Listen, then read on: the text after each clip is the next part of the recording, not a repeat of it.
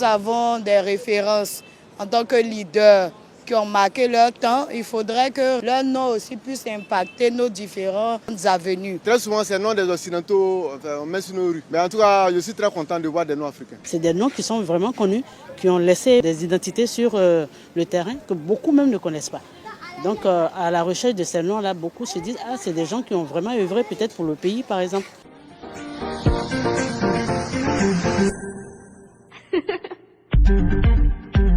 C'est pas les rues là.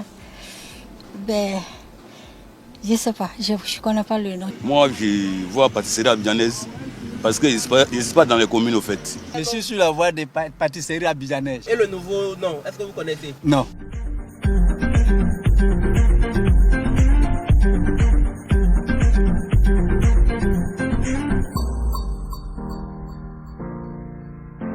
En tout cas, moi, ça me plaît, c'est chic.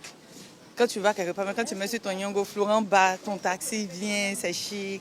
C'est mieux, comme un peu à Paris, quoi. Si tu dis le nom, le Yango peut t'envoyer directement là. C'est déjà quelque chose.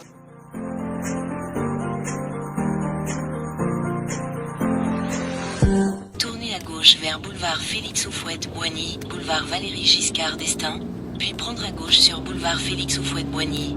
Pour renforcer cette appropriation rapide, l'État de Côte d'Ivoire, dans la mise en œuvre du projet, a initié un certain nombre d'actions de communication. Dans nos pratiques administratives, les certificats de résidence et tout qui sont demandés vont être remplacés par un certificat d'adresse.